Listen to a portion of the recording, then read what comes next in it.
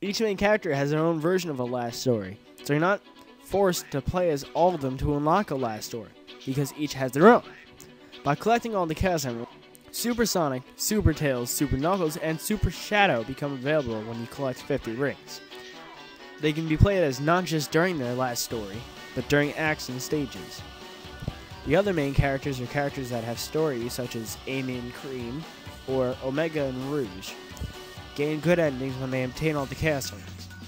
The cutscenes can be skipped by pressing pause, which pauses the cutscene, and then clicking skip. The story would feature Dr. Robotnik as a more ruthless villain. It would also set up other villains for future Sonic titles. The story would try to solve some unexplained plot holes from other games. For example, the story would look more into the prosthetic mural from Hidden Palace Zone, and where the Shadow Androids are now. While the new 3D Sonic games set up a new saga, there would also be the Silver the Hedgehog games that run aside them and are connected to the 3D Sonic saga.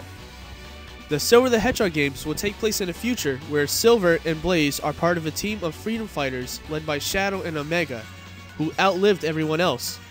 The future would be like the Terminator Salvation future, where machines are killing everyone else and taking over. The machines themselves are having a war between each other, and the survivors are stuck between them. The Silver games would also explain the Soul Emeralds and what they are. Another cool aspect is since the two game sagas will coincide, a decision you make in one will affect the outcome of the future in the other. For example, if you don't help out a stage's hub world in the first of the new 3D Sonic games, then in the first Silver the Hedgehog game, the town will have no survivors or rebels in it to help you. This will be done through game saves like Mass Effect 1 through 3.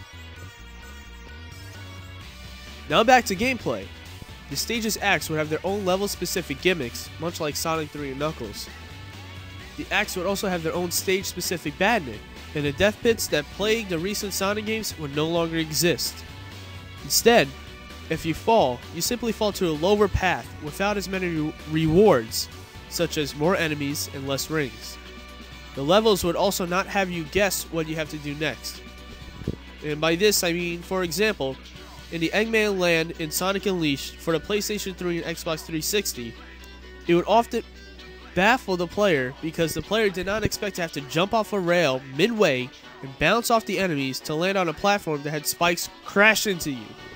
There was no way you could avoid it unless you memorized the level, which we shouldn't have to do, especially the first time through.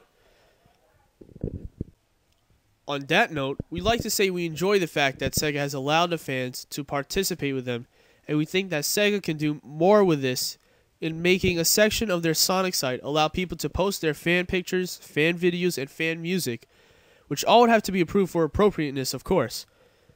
This way, the fans can be a stronger part of Sega and enjoy the Sonic franchise.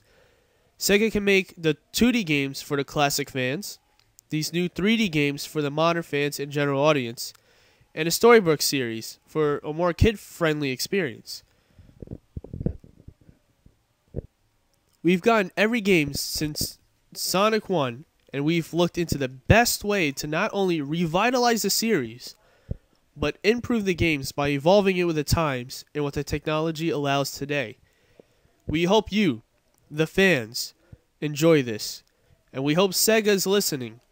If you've enjoyed our pitch, please try to spread it to websites, forums, blogs, etc. to get Sega's attention and obtain the Sonic game that will please us, the fans.